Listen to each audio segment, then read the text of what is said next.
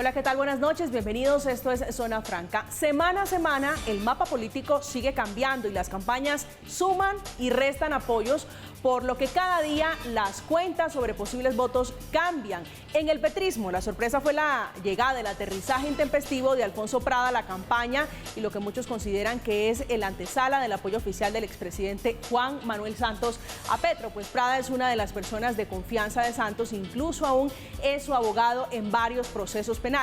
Pero sin duda, el anuncio que causó más revuelo fue el nombramiento del exdefensor del pueblo, Carlos Negret, para liderar el equipo de derechos humanos de Federico Gutiérrez. Inesperado sí, porque Negret hizo parte de la lista, era el número 2 en la lista del Senado por el Nuevo Liberalismo, que apoya hoy a Sergio Fajardo.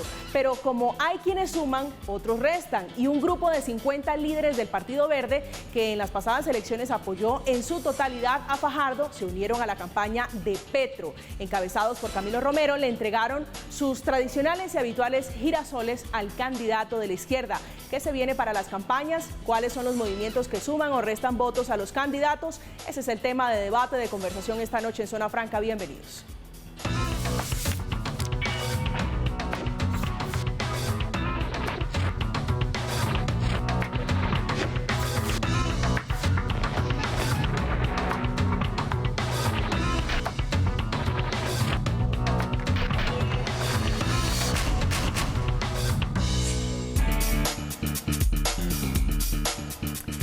¿Y usted por quién cree que votará Humberto de la Calle? Esa es otra de las particularidades de esta campaña, pues el electo senador recibió el aval del partido Oxígeno Verde, que es de Ingrid Betancourt, hoy atrapado allí, por lo que no ha podido apoyar a Fajardo abiertamente para no caer en doble militancia, que es una sombra que lo está persiguiendo desde ya hace varias semanas. Esta noche nos acompañan Jorge Londoño, que es exgobernador de Boyacá, exministro de Justicia durante el gobierno Santos y actual senador del Partido Verde. Bienvenido, doctor Londoño, buenas noches. María Camila, buenas noches y un saludo muy cordial, efusivo, cariñoso a todos y cada uno de quienes interactúan con nosotros por este medio.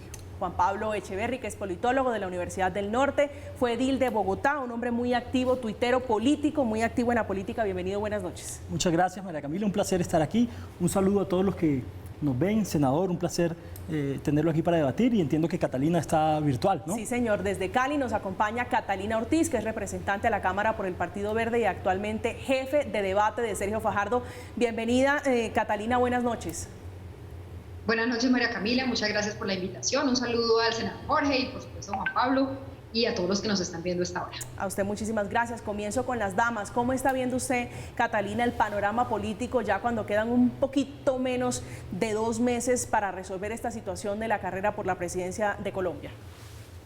Pues creo que muy parecida a lo que fue hace 4 años, en el sentido de que aquí siempre nos quieren hacer pensar que la cosa ya está definida, que esto ya no tiene a dónde mirarle más, que es entre Fico o entre Petro. Y lo mismo nos decían y estábamos en el mismo momento hace 4 años y esto no es un tema digamos, de los políticos, sino de la ciudadanía. Y lo que ya hemos visto que ocurre es que la ciudadanía, en la medida que se va acercando la fecha, va diciendo definitivamente nosotros queremos una opción diferente, y esa opción de Fajardo termina remontándose. La vez pasada nos faltó un poco, esta vez no nos va a faltar y pues yo creo que digamos, una contienda con muchas similitudes con la que tuvimos hace 4 años, y claro, pues hay un contexto también diferente, en términos de que esta vez va adelante Petro, y eso hace pues que la estructura del juego sea un poco diferente.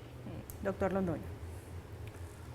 Bueno, no saludé a Catalina, a Juan Pablo, de verdad que honor y qué chévere interactuar con ustedes. Pues sí, estamos de acuerdo con Catalina, este es un tema ciudadano, es un tema en donde los ciudadanos y las ciudadanas tendrán que optar por varias opciones que son legítimas y que obviamente pues según se mide la opinión pues tienden hacia el cambio, a buscar una opción diferente a la que hemos vivido durante 200 años, contando desde la Constitución de Cúcuta del 21, 201 años.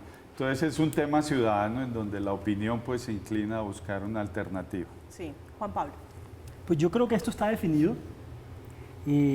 Yo sí creo que el liderazgo de Gustavo Petro es notorio, a diferencia de hace 4 años. Hoy Gustavo Petro tiene posibilidades reales de ser presidente de la República, eso no hay que desconocerlo, y ante el riesgo que plantea Gustavo Petro en cuanto a la propiedad privada, en cuanto a la libertad de hacer empresa, etcétera, pues está una opción liberal, moderada, que ha demostrado ser de centro y no de extrema derecha, como lo quieren hacer ver, que es precisamente la opción de Fico Gutiérrez, pero más allá del nombre, es la opción de defender las instituciones, la democracia, la constitución, las libertades, la libertad de nada menos que de hacer empresa y el derecho a la propiedad privada.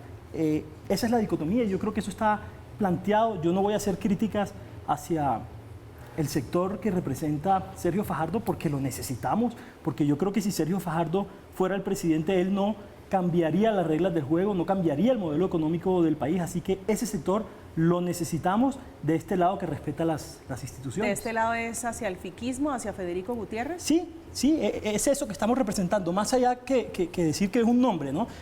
Eso, el respeto a las instituciones, el respeto a la democracia, el respeto a la libertad, a la propiedad privada. Representante Ortiz, a propósito del centro, desde las pasadas elecciones, desde ese domingo 13, ha habido muchas teorías alrededor del centro, alrededor de los apoyos que pudo recibir el doctor Sergio Fajardo, entre otras cosas, por la votación que sacó, que fue inferior incluso a la de Francia Márquez, que es una figura realmente nueva en la política. ¿Cómo están viendo ustedes el centro? Si usted cree, se lo pregunto con el mayor respeto, que hoy no existe el centro, que políticamente está desdibujado. Yo creo que lo que manifestó la ciudadanía, y eso es innegable, era que esa consulta no cautivó al electorado colombiano. La consulta. Yo no creo que el centro, porque cuando uno pregunta en las encuestas, incluso cuando uno conversa con la gente, te hablan de cómo quieren un país que esté unido alrededor del cambio, pero un cambio, no el cambio irresponsable, un cambio que realmente nos lleve al abismo, y tampoco un salto al vacío en una persona que respetamos y que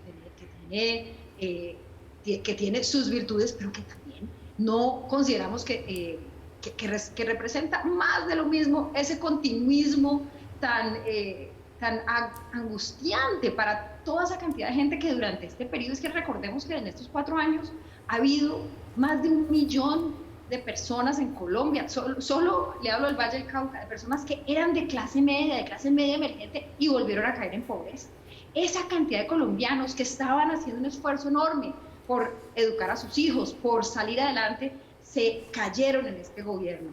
Parte fue la pandemia, sin duda, pero también la falta de un gobierno que pudiera acompañar a las personas que se han caído, que han dejado de poder ir a estudiar, la cantidad de mujeres que hoy están en el desempleo, un desempleo estructural en donde las mujeres en Colombia tenemos casi 10 puntos de desempleo por encima. Entonces, fracasó la consulta. Yo eso creo que es cierto. Esa consulta, la consulta de Centro Esperanza, que con tanto emoción hicimos, creo que por los errores que se cometieron, y uno tiene que ser autocrítico, fracasó. Pero el centro no. Y las ideas de centro mucho menos. La gente quiere unión y quiere cambio, y eso es lo que representa. Sí, doctor Londoño. Yo creo que... Sí, María Camila, pienso que hay que deconstruir algunos sofismas. Gustavo no ha dicho que va a acabar con la propiedad privada, eso no es cierto. Él ha dicho que va a hacer regulaciones dentro de un sistema de mercado. La economía de mercado jamás se ha negado.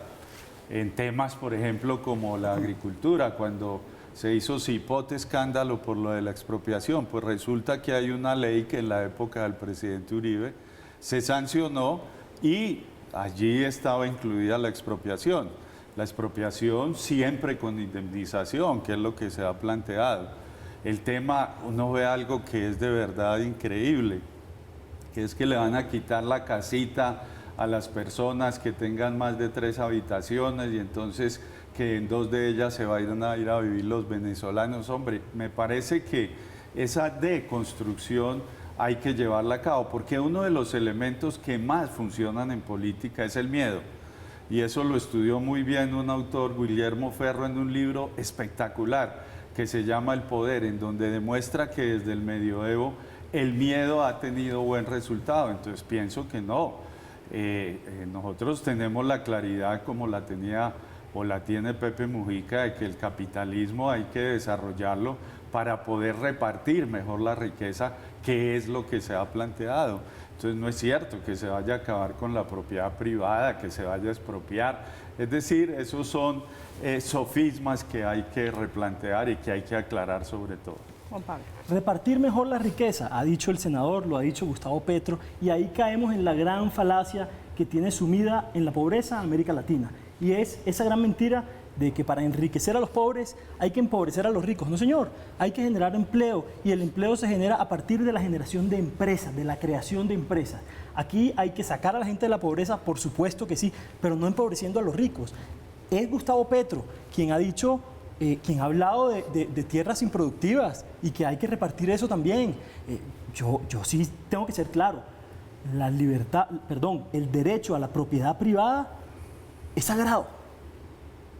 Es Gustavo Petro el que ha dicho que va a usar nada más sagrado que el ahorro de las pensiones de los colombianos. Eso es propiedad privada, no del Estado. Esas son expropiaciones que él mismo ha mencionado que son graves y que no las podemos desconocer aquí ahora para mimetizar el discurso y para no parecer tan extremos. Y a Catalina le diría una cosita, porque yo estoy de acuerdo en muchos planteamientos de ella, pero ojo con el análisis, porque el análisis no puede ser que todo está mal y que nada puede estar peor, porque cuando todo está mal y nada puede estar peor, pues cualquier cambio es positivo. No, nos han hecho creer eso en Colombia. Por supuesto que el país tiene... ¿Usted cree que el país está bien como está? Por supuesto que el país tiene dificultades que hay que mejorar, pero no cambiando radicalmente el modelo. ¿Por qué? Porque es que el país hoy es mejor que hace 5, 10, 15, 20 y 50 años. En todos los indicadores, no me lo estoy inventando yo. Pobreza, desempleo, etcétera. Entonces, el país va mejorando con muchas dificultades que, por supuesto, algunas hay que corregir. Lo malo hay que corregirlo, lo bueno hay que continuar con ello. Entonces, dar un viraje totalmente opuesto a dónde nos va a llevar. Ese yo creo que es un riesgo que no podemos asumir en este momento del país. Sí, aquí hay varios hechos políticos, los mencionábamos al comienzo, de este espacio, doctora Catalina Ortiz, y es el aterrizaje, la llegada de Alfonso Prada, que es un hombre muy visible, es un hombre muy cercano al expresidente Juan Manuel Santos. Muchos han dicho, déjenme preguntarles si ustedes tienen la misma interpretación en el fajardismo, que esto es una baja sensible para la candidatura de Sergio Fajardo, la llegada de Prada al petrismo. Yo lo que voy a decir sobre Prada, a quien conozco desde que era chiquita, es que un partido más, porque él era del nuevo liberalismo, con Galán, luego fue del liberalismo, luego estuvo con Peñalosa pegado en construyendo el país que queremos y el país que soñamos. Y ahora yo ni siquiera sé dónde es que está, creo que está como en Cambio Radical, una cosa de ese estilo, y ahora está con Petro. Entonces, pues eso es Prada. Prada es un tipo que, digamos, entiende como pocos en este mundo cómo se mueve la política tradicional. Y bueno, eso es lo que quiere Gustavo Petro. Gustavo Petro le está diciendo a este país a gritos que es que va a hacer un cambio profundísimo. Yo no entiendo uno cómo va a hacer cambio profundo con Roy Barreras. Yo como vallecaucana sí les digo, pues que a mí que me expliquen cómo Roy Barreras va a liderar el cambio. Díganme cómo con Benedetti se va a liderar el cambio. Díganme cómo con esas personas que se rodea de la política más contaminada, por llamarla de alguna manera. Entonces, pues, para mí que llegue Prada, eso, pues, primero, Prada nunca ha estado con Fajardo. Prada llega a donde Gustavo, haciendo honor a su personalidad de cambiar de partido y acercarse a donde ve mayor oportunidad desde que, mejor dicho, desde que era asistente de Galán hace yo no sé cuántos millones de años. Listo, bienvenido Prada, con todo el respeto, que tengamos un debate leal y transparente, pero les digo, con Prada la cosa es dura, porque Prada es la misma maña que le trajo a la campaña Roy Barreras y Benedetti. Esa es la misma de la que trae Prada. Les deseo lo mejor, y yo sí vivo muy tranquila y muy contenta con que los políticos que estábamos con Fajardo, algunos de los políticos, pues tienden a ser personas menos, digamos, versas en esas mañas, y eso para mí es una razón de orgullo. Nosotros consideramos, decimos, repetimos que gente buena hay en todos los partidos, en todos. No hay ningún partido en este país en donde no haya gente buena y valiosa, lo decimos siempre. Y nosotros además hemos mostrado mucha apertura para empezar a hacer acercamientos a una política tradicional, pero no donde usted básicamente se mete con aquellas personas que casi que representan lo peor, pues, de la politiquería. Entonces, adelante, cada uno con su tipo de política. Si es la que quiere hacer Petro, que le vaya bien con esa. Y pues todos sabemos que Fico, así Ingrid parece no saberlo, está lleno también de maquinaria. Sí, doctor Londoño. Sí, María Camila, primero aclarar algo. Mira, Ley 1152 del 2007, la voy a leer textualmente, porque es que me parece que es vital llegar a las fuentes, no a elucubrar. La promoción, desarrollo y construcción de proyectos de adecuación de tierras que sean de interés estratégico para el gobierno nacional, para lo cual procederá a adquirir por negociación directa o expropiación de los inmuebles rurales que fueran necesarios.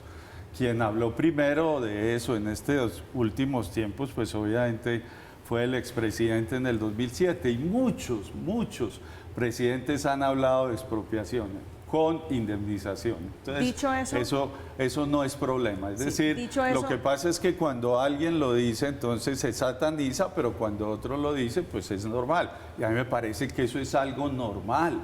Si hay bienes estratégicos que son fundamentales para lograr cambios, pues se deben expropiar con indemnización. Eso no es ningún problema. Y segundo, pues yo me imagino que Petro piensa hacer esos mismos cambios, lo mismo que los puede hacer Fajardo con Juan Fernando Cristo, o los puede hacer con Alejandro Gaviria, que también pertenecen a ese sector de la política tradicional, o como lo podrá hacer Fico con Carlos Negret. Es decir, me parece que en ese sentido todos y cada uno de los sectores pues tienen personas que han participado en la política tradicional y que de una u otra manera pues aportan. A mí me parece... ¿Usted no le ve ningún problema al aterrizaje de Prada en el petrismo? Prada, que había criticado a Petro como alcalde, le parecía un mal alcalde, claro, ahora le parece un buen candidato. Y sigue manteniendo esas críticas, pero quiere construir alrededor de indicadores importantes como son, por ejemplo,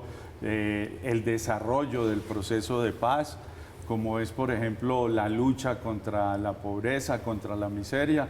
Me parece que es un aporte, y sobre todo es un aporte que no viene de la izquierda, sino que viene de sectores tradicionales que en determinado momento pues son importantes para desmitificar eso de que este es el extremo, la extrema izquierda. ¿Esta es la avanzada del santismo? No, porque santistas hay en todo lado. Con Fico pues está Carlos Negret y muchos otros. Con Sergio pues está Juan Fernando Cristo, Humberto de la Calle, Alejandro Gaviria. El santismo como partido, como una organización no existe, no hay personería jurídica, no tienen una organización. El expresidente Santos está dando clases en Estados Unidos y dejémoslo por allá. Es simplemente una decisión personal. Pero es un hombre fuente de consulta, porque Prada dijo que lo consultó para tomar la decisión de llegar al petrismo. Bueno, el expresidente Santos me imagino que consulta a mucha gente de diferentes sectores que hoy están en la competencia por la presidencia. Sí, Juan Pablo. Dos cosas. Primero, por supuesto que hay la posibilidad de expropiar en Colombia, si no, no estaríamos preocupados. La pregunta es que tenemos que hacernos todos los colombianos. ¿Queremos dejar esa facultad de expropiar según el criterio de Gustavo Petro, sabiendo cómo piensa Gustavo Petro? Eso es lo que tenemos que respondernos en las urnas. Es que ahí está. Yo preferiría dejarlo según el criterio de otra persona como Federico Gutiérrez. Ya sabemos exactamente cómo piensa Gustavo Petro, y este modelo de repartir la riqueza y de repartir todo, creando un resentimiento social impresionante, que es lo que estamos viendo en las calles. Eso no me lo estoy inventando yo. Y el señor Prada, que es el segundo punto, pues Prada es más de lo mismo. A mí me sorprende que el senador hable de la política tradicional la misma semana que están recibiendo al señor Prada, que es un politiquero de vieja data. El señor Prada, cuando fue director del SENA, dejó que la relación de contratistas creciera en un 30%, metiendo ahí a familiares. En fin, ese escándalo es viejo, tampoco me lo estoy inventando yo, está denunciado, hay investigaciones, etc. Eso es un politiquero, eso es un sinvergüenza. Pero a mí, digamos, el consuelo que me queda de este otro punto de vista es que nos está dando la razón Gustavo Petro. Ellos son lo que nosotros estamos diciendo que son. Además, Gustavo Petro está intentando reunir a todos los que ya fueron derrotados una vez. Recordemos que Prada estuvo en equipo con ellos ya una vez cuando el plebiscito. Ya fueron derrotados, se están juntando otra vez todos, pero sin el mismo poder de antes, desdibujados. Es que Prada, sin el SENA, sería un Alfonso más, como es hoy. Hoy no tiene el poder porque no tiene las garras en la institucionalidad y en la burocracia del país, gracias a Dios. Bueno, expropiar, como insinúan que lo podría hacer Petro en Colombia, es absolutamente imposible. La expropiación es quizá uno de los actos de gobierno que tiene el control de los tres poderes públicos, del legislativo, del ejecutivo y del judicial, entonces es imposible. Esa es una elucubración bastante sofística, eso no tiene ninguna razón de ser. Sí, representante, adelante. Qué pena interrumpirte, Jorge, tranquila, pero es tranquila. que hay una cosa que quiero decirte y a Juan Pablo también. Esto no es sobre expropiación o no expropiación. Aquí estamos hablando sobre una cosa que nos está planteando Petro, las cosas que él se le salen, ¿no? De reforma de la Constitución, de que esto es un proyecto político de yo no sé cuántos millones de años. Entonces, yo no creo que esto sea solamente un tema por el lado de Petro, de expropiar o no expropiar. Y a mí sí me parece, con respeto, que el debate por el lado de Federico Gutiérrez no puede ser no van a expropiar, no van a expropiar. Aquí hay que hablar de educación, aquí hay que hablar de las mujeres, aquí hay que hablar de... Entonces, o sea, yo creo que la amenaza de la expropiación de Petro es que uno no los inventamos los rivales de Petro. Petro lo dijo en el Valle del Cauca, lo dijo aquí con respecto al tema del Cauca, de la familia Ardila, lo hizo además, que es lo que sí preocupa, más allá de la expropiación o no, y si era expropiar o no, es un discurso de lucha de clases, de algo que Juan Pablo mencionaba y con el que estoy de acuerdo, de que aquí entonces hay que, como si fuera suma cero, como si uno no pudiera como sociedad y como economía generar mayor riqueza para todo el mundo, sino que hay que quitarle a los ricos. Y no solamente por el hecho de que hubiera una expropiación, sino por lo que eso te dice en la mentalidad, el tipo de democracia y el tipo de economía que nosotros necesitamos es una que se aleje del tema de que la riqueza es mala, de que la gente que tiene dinero es mala, que es de alguna manera lo que está en el fondo del tema del discurso de Petro, que a mí me parece tan terriblemente preocupante. Entonces, un llamado a que, ok, hablemos de expropiación si quieren, pero con un poco más digamos, yendo a la base de la mentalidad de lucha de clases. Pero la invitación de Catalina es pertinente. A mí me parece que cuando uno ve, por ejemplo, el programa agropecuario de Gustavo y entonces plantea que se debe fortalecer la economía campesina, es decir, ese 1.600.000 familias que producen alrededor de 3.200.000 empleos, que llevan el 72% de los alimentos a la mesa de los colombianos y de las colombianas, eso no es comunismo. Entre otras cosas, el comunismo no existe, es una teoría que jamás se desarrolló. Y el centro tampoco. Eso hace referencia a que va a fortalecer un sector que por años y por siglos ha sido desconocido. Yo no sé si eso es algo problemático, yo no sé si eso es algo que no tiene sentido. En el momento en que haya, por ejemplo, una crisis alimentaria, en el momento en que la seguridad alimentaria sea un concepto meramente y no una práctica, pues todos los colombianos vamos a sufrir una hambruna que sería bien preocupante. Entonces, Gustavo no ha dicho es que vamos a acabar con los grandes empresarios del agro, no, vamos a potencializar a los que siempre han sido olvidados, a los que siempre han estado en el ostracismo, y me parece que el país necesita eso.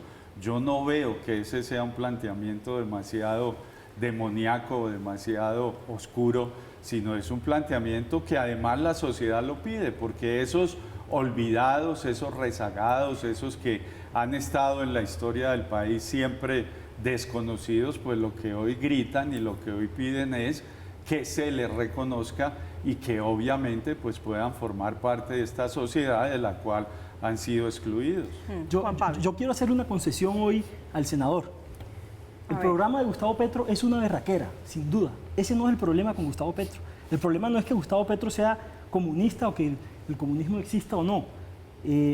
Yo creo que dicen que Gabriel García Márquez inventó el realismo mágico porque nunca leyeron ese programa de gobierno de Petro, que es irrealizable. ¿Saben cuál es en realidad el problema con Gustavo Petro? Su incompetencia. Veamos qué prometió Gustavo Petro cuando fue alcalde de Bogotá y qué cumplió de eso. Según la veeduría distrital, cumplió apenas el 57% de las cosas que prometió. Según la Contraloría, 50%, mucho menos. hablan de educación y que la gran cosa es la educación desde esa campaña. ¿Qué prometió en educación Gustavo Petro? Las 2 sedes de la Universidad Distrital que nunca construyó, los 100 colegios que tampoco construyó. En fin, el problema de Gustavo Petro es que hay mucho discurso y hay mucha incompetencia. Para que concluyamos y cerremos el tema Gustavo Petro, para que pasemos a otras campañas como la de Federico Gutiérrez, quiero que escuchemos la respuesta del fiscal general Francisco Barbosa, que le responde a Petro, que dice que no renuncia al Congreso de la República porque no tiene garantías, que no quiere quedar en manos de la Fiscalía de Barbosa. Sobre las declaraciones recientes del candidato presidencial Gustavo Petro, señalando que es lamentable que el señor Gustavo Petro pretenda ser presidente de la República cabalgando sobre las instituciones judiciales del país. La Fiscalía General de la Nación, sus funcionarios, la institucionalidad judicial colombiana, la rama judicial del poder público se respeta y hace parte del Estado de Derecho en Colombia. En democracia, las reglas deben respetarse y no desconocerse. Las reglas deben respetarse y no desconocerse. Representante Ortiz, ahí está la respuesta entonces del fiscal Barbosa a Gustavo Petro. Yo coincido, yo creo que siempre uno tiene derecho a cuestionar a quien lo juzga, llamar la atención sobre cosas que son claramente persecuciones, pero creo que la base está sí en el respeto de los fallos. Uno los puede controvertir utilizando todos los mecanismos legales internacionales que existan para controvertirlos, pero dentro del marco del respeto institucional. El día que empecemos a decir, no, es que no me gustó lo que dijo este juez, ese día estaremos en serios aprietos. ¿Entró en el juego el fiscal Barbosa y participó en política, representante? Él lo hace siempre, él como que le gusta mucho que se lance, porque definitivamente el tipo está haciendo político hace mucho, y yo creo que el tema de que la Fiscalía y el tema de la Procuraduría y de los entes de control en manos del gobierno es un tema que ese sí que es de urgente revisar. No puede ser que los gobiernos tengan fiscales de bolsillo, contralores de bolsillo, procuradores de bolsillo, pero eso hay que cambiarlo institucionalmente dentro del marco institucional. No hay que decir, yo no voy ¿no? O sea, yo sí creo que aquí lo que tenemos es entender cómo dentro del marco de la institucionalidad y respetando la institucionalidad, uno se defiende de persecuciones, uno se defiende de una justicia que está claramente cargada. O sea, digamos que lo de Barbosa, uno a veces lo ve y dice, no, pues es que ya se descararon, pues ya estamos en unos niveles es decir, yo creo que la posición de un fiscal no debe estar haciendo declaraciones sobre un candidato que no es mi candidato, que puedo estar de acuerdo no con cualquiera de los fallos, pero no me gusta, no me parece sana para la democracia la figura de un fiscal general de la nación refiriéndose al proceso de una persona que es candidata a la presidencia. Sí, senador Londoño. Sí, me parece que la decisión de Gustavo Petro se encuadra dentro del derecho legítimo que él tiene a escoger su línea de defensa.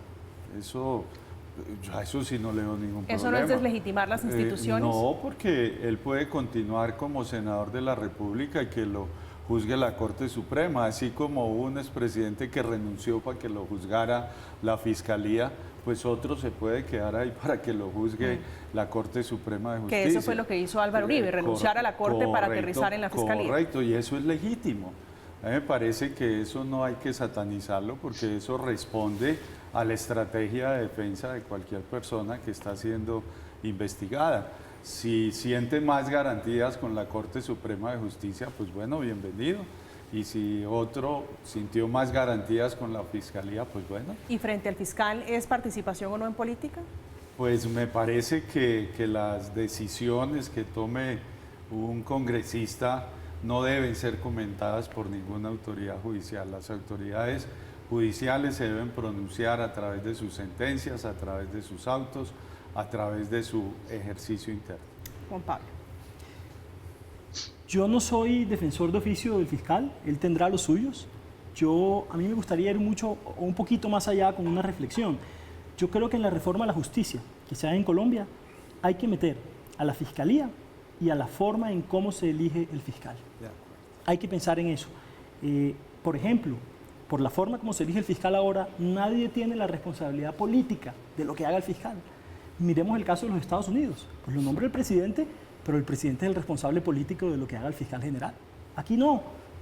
Yo creo que vale la pena trabajar sobre eso. Lo dejo ahí. Lo deja allí con ese simple Lo comentario. dejo ahí, él tendrá a sus defensores. Yo Sí. creo que esto es más estructural y que vale la pena una reforma a la justicia que incluya a la fiscalía. Bueno, cambiando de tercio entonces del petrismo, pasemos al fiquismo, a la derecha, con el aterrizaje, con la llegada de Carlos Negret, que es el exdefensor del pueblo, el número 2 en la lista del Senado del nuevo liberalismo, que aterrizó en las últimas horas en esa campaña política con un discurso un poquito sorpresivo para algunos. Encuentro en Fico y Lara un compromiso con los derechos humanos y las regiones que me llevan a integrarme a esta campaña en beneficio de la Colombia olvidada y la Colombia vulnerable. Y vea, Fico, cómo son las cosas. Aquí tengo un amigo de lista, un paisano que también se va a integrar a la lista, el doctor Ordóñez. Por favor, doctor Ordóñez, que está aquí y nos va a acompañar. De modo que mil gracias a ustedes y muchas gracias, Fico. Representante Ortiz, ¿cómo está viendo usted lo que está pasando en el nuevo liberalismo? Dice Juan Manuel Galán, lo tilda de faltón. Yo creo que eso también es un lenguaje un poquito altivo, un lenguaje que no debería ser a estas alturas de la política, ¿no cree? Pues mira, yo a estas cosas uno infortunadamente se acostumbra. Yo creo que Negret se le dio generosísimamente por parte del nuevo liberalismo el segundo renglón de esa lista, con un compromiso de construir partido, de construir coalición, y pues cuando usted se compromete, pues faltar a la palabra es una cosa que en política, infortunadamente, es lo que hacen los políticos y por eso nadie nos cree y por eso la gente vive tan enojada con los políticos de este país, porque son como Negret, dicen voy a estar aquí y apenas le hacen ojitos de otro lado, se va corriendo.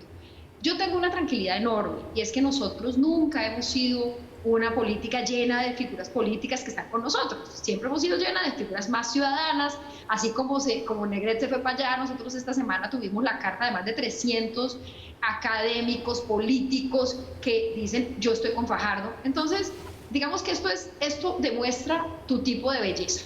El tipo de belleza de Fico es el tipo de belleza de personas como Negret, que yo respeto, que me parece que es una persona, pero que está actuando como la pura política de la que enoja tanto a la gente, falta su palabra, no construye partido con los Galán que lo habían invitado a ese tema, no se queda en una coalición en donde dijo yo voy a estar en esta coalición. Y nosotros pues nos quedamos con nuestros académicos, con nuestros ciudadanos de a pie, con nuestros campesinos, con nuestras mujeres. Juan Fernando es pues, ¿Dónde me deja Juan Fernando Cristo? La gente dándose cuenta quién es quién. ¿Dónde me deja Juan Fernando Cristo, representante Ortiz? ¿Hace parte también de los campesinos? Cristo es una persona que llegó, primero no fue candidato, o sea, nosotros hemos tenido a Cristo como candidato y es una persona que yo creo que dentro de lo que la política que ha hecho con nosotros, en el marco de la coalición, ha sido una política absolutamente sin estructuras. Pero yo creo que ha sido una Catalina, cosa muy bonita ver cómo llega Cristo acá, con todo el respeto, la consideración y la admiración que tengo por ti, a mí me parece que estigmatizar a unos y a otros no, ahí está el problema de la estigmatización, es decir, este es bueno, este es malo, el otro es menos bueno, el otro es menos malo. Entonces, en todos los partidos políticos hay académicos, hay ciudadanía, hay políticos tradicionales y esa es la realidad de la política colombiana. Entonces, asumámosla y como tú nos invitas, hablemos sobre cosas de fondo de los programas de las diferentes campañas. De acuerdo, pero una cosa muy importante, Señora. Es que Cristo no ha roto las reglas de la coalición. Negret lo hizo y se fue. Yo estoy hablando de eso. Él se fue, cuando actúa como político tradicional es rompiendo su palabra. Sí. Vos nunca dijiste que ibas a estar con nosotros.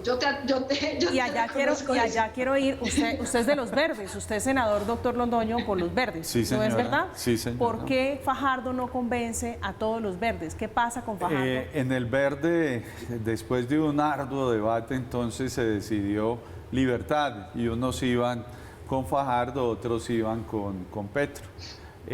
Tengo una identidad con ciertos temas profundos de del programa de Gustavo y eso es lo que me mueve a estar ahí, sin desconocer obviamente las virtudes que tiene Sergio, que son bastantes, pero bueno, decidimos estar en el grupo de Gustavo porque nos parece que esta sociedad necesita unos cambios sustanciales dentro de la institucionalidad que tiene en nuestro sistema jurídico. Sí.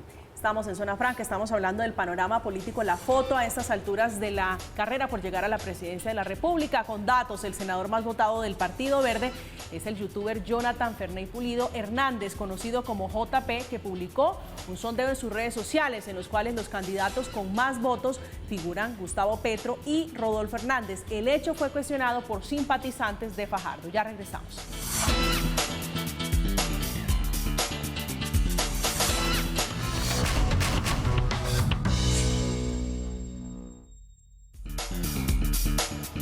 Estamos de vuelta, estamos hablando de política ahora, de Federico Gutiérrez y su campaña que ha recibido apoyos políticos en las últimas semanas. El más reciente, senador Londoño, es el del doctor Negret, un hombre conocido por su defensa, por su trabajo en derechos humanos. Le había preguntado por los verdes, ahora déjeme preguntarle en lo que estábamos, que es por Negret, por su llegada a la derecha, un hombre de convicciones, de teorías liberales. Sí, la verdad que la actividad que desarrolló Carlos en la Defensoría del Pueblo fue una actividad bien importante en pro de los derechos humanos, pero estoy de acuerdo con Catalina.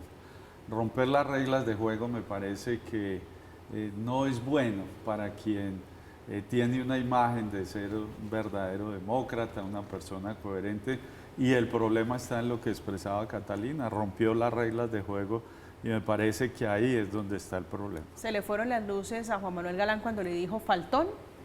Bueno, son cosas que se dicen en el ardor y en el fragor de una campaña política, entonces pues pienso que no era el apelativo que se debió haber expresado, pero pues eso es normal en política. Pero eso fue lo que pasó. Sí. Juan Pablo. Nadie puede decir que el señor Negret no es un gran señor. A nosotros nos enorgullece tener su apoyo, sin duda. Pone en el debate el tema de los derechos humanos, prioriza el tema de las víctimas en la campaña. Eso sin duda es importantísimo en un país que ha sufrido lo que ha sufrido. Además, es una invitación a unir al país, a eso que queremos, vengan personas de sectores distintos sobre unos pilares, unas creencias fundamentales a construir país, en contra de una visión que nosotros queremos equivocada. Ayúdenos a construir esto entre todos. Yo creo que ese es el mensaje importante que manda la campaña de Federico Gutiérrez. Yo no creo que haya roto ninguna regla del juego.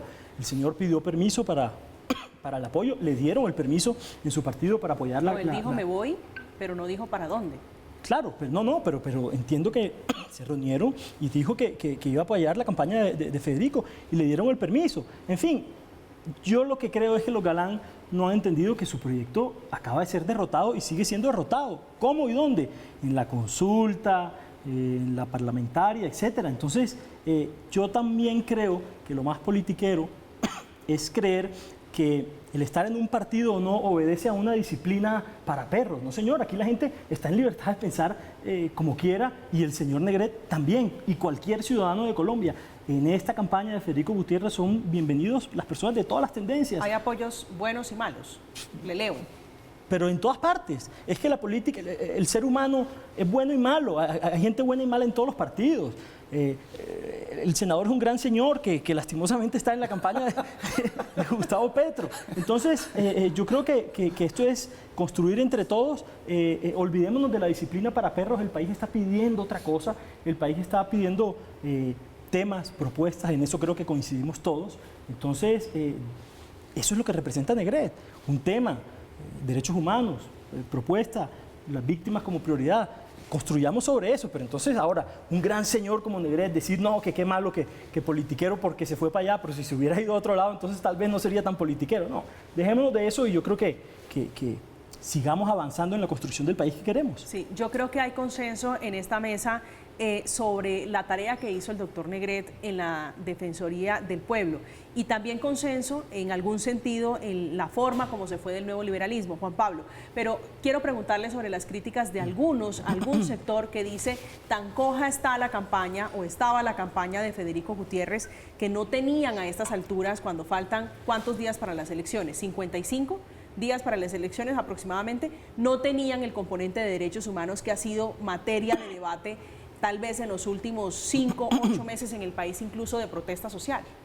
Yo creo que lo importante es que tenemos al mejor representando eso. Esa es la realidad hoy en día, que si llegó un poquito tarde, un poquito antes, yo creo que es un muy buen mensaje, resalta la preocupación que hay en el país y en este sector y en esta campaña por los derechos humanos, más allá de que si un día tarde, un día después, yo a eso no le veo tanta relevancia, digamos. Lo importante es que está ahí, es un pilar fundamental de la visión de país que tenemos y tal vez se haya demorado un poquito porque queríamos dar esa sorpresa y tener a el mejor representando eso.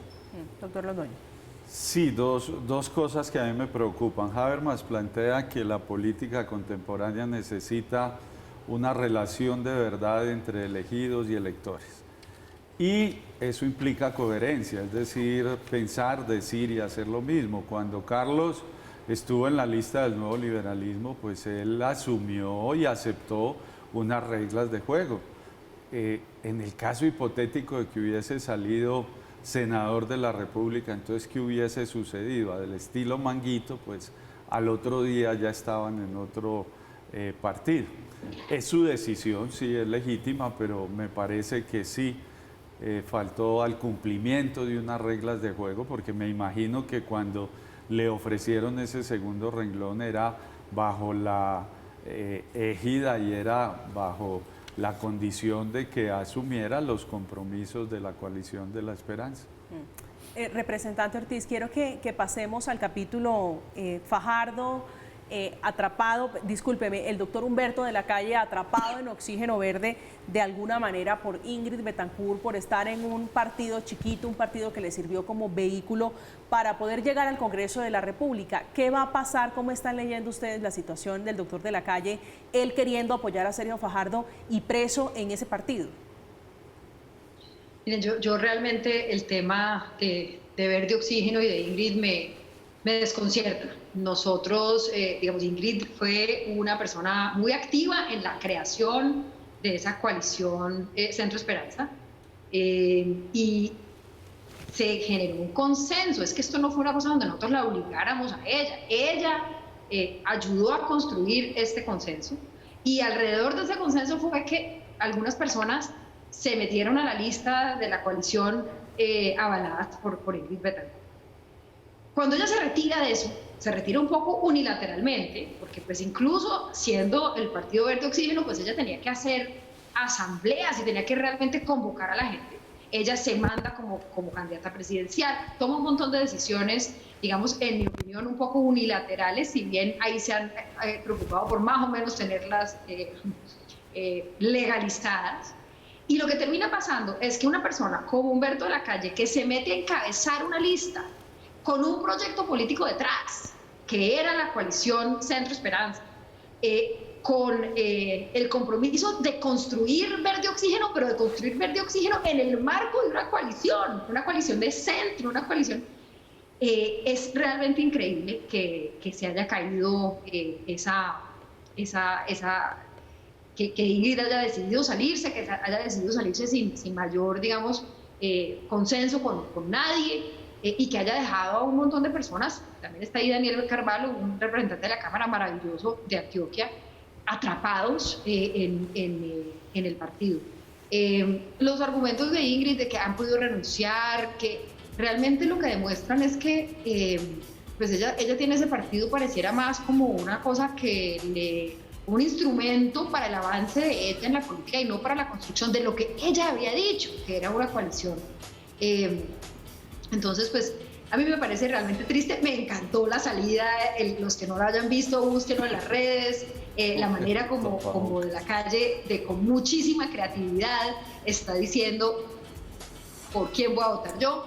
Y realmente, pues un llamado a Ingrid a que recapacite, pues qué más podemos hacer, y un poco también a que deje de actuar de una manera tan unilateral, que si bien el Consejo Nacional Electoral le devolvió una personería jurídica de un partido que había sido de ella y que en efecto lo perdió por la guerra, y yo creo que ella merecía que le devolvieran su partido, pero se lo devolvieron dentro del marco de la legalidad, de la institucionalidad, de lo colectivo que es un partido, no para que ella lo utilice como un instrumento personal.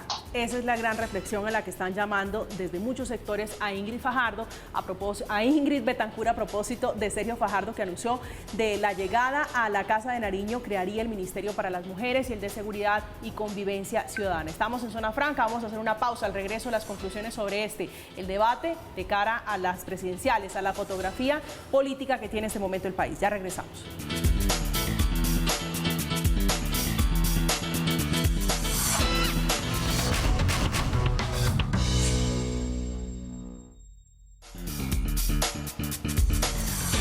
Estamos este viernes hablando de política. A propósito, el senador Gustavo Bolívar dijo que en el pacto histórico caben todas las expresiones políticas. Ya ven ustedes, unas buenas, otras malas, dice él, con excepción de quienes hayan generado violencia eterna en el país.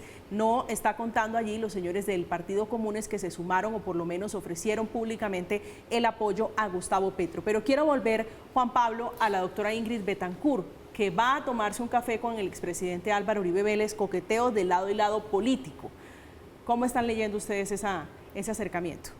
A ver, con Ingrid por supuesto que vale la pena conversar. Ingrid representa muchas cosas, una víctima del conflicto, pero también representa para nosotros ese hecho simbólico de la operación Jaque y de lo que significó para el país. Eso es muy importante y eso ya nos teje algunas afinidades.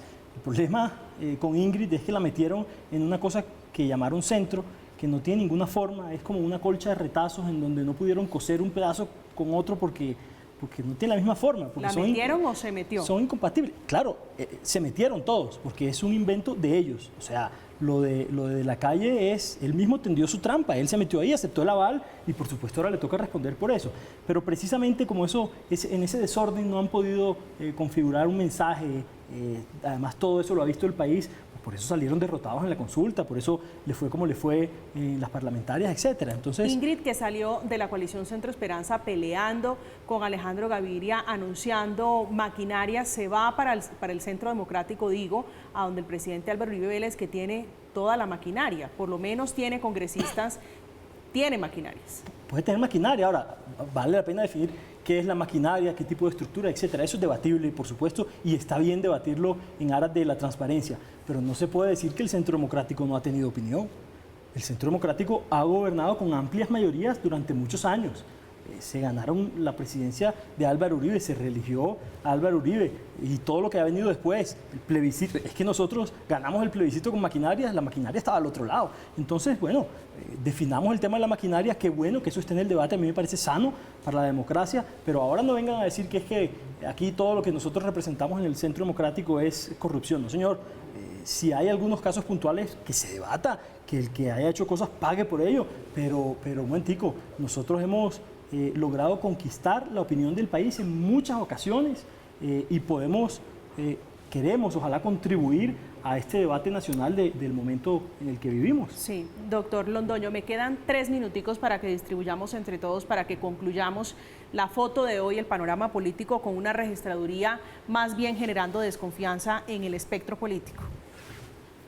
Sí, fue un evento lamentable, un evento en el cual Pacto Histórico descubrió que le habían birlado unas curules, hizo las reclamaciones, tenía un equipo muy bien conformado, eso hay que reconocerlo, y le fueron devueltas sus curules. No podríamos pensar que quien pide justicia se le hace justicia, después sea el injusto. Y bueno, yo terminaría, María Camila, haciendo una invitación cordial a los ciudadanos y a las ciudadanas para que, como lo dijera Lula da Silva en su segundo discurso de posesión, para que ojalá la esperanza venza el miedo, para que el miedo no sea la herramienta que utilicemos en estas elecciones, sino sea el debate de programas, de proyectos, y para que sea la verdad la que en política sustancialmente prime. Representante Ortiz.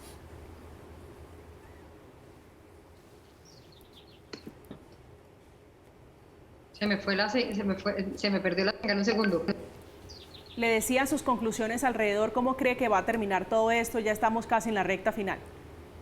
Miren, el año, digamos, se acaba y comienza de nuevo en la Semana Santa. Yo creo que en esta Semana Santa los ciudadanos, digamos que no están metidos en esa cosa política de quién le dijo quién a qué, sino que están preocupados por este país, que quieren un cambio, que quieren que este país esté más unido alrededor de ese cambio, de un cambio real, posible, de un cambio que necesitamos todos para vivir mejor en este país. Van a despertarse alrededor de que la mejor opción para eso es Fajardo, que Fajardo es el que le puede ganar a Petro, que Fajardo es el que tiene la mejor propuesta, y la invitación es a que esta semana de pasión nos sirva para llegar a esas claridades. Para reflexionar, Sí. dice usted. Es la representante de la Cámara del Partido Verde, Catalina Ortiz. Representante, un gusto, feliz noche para usted, muchas gracias.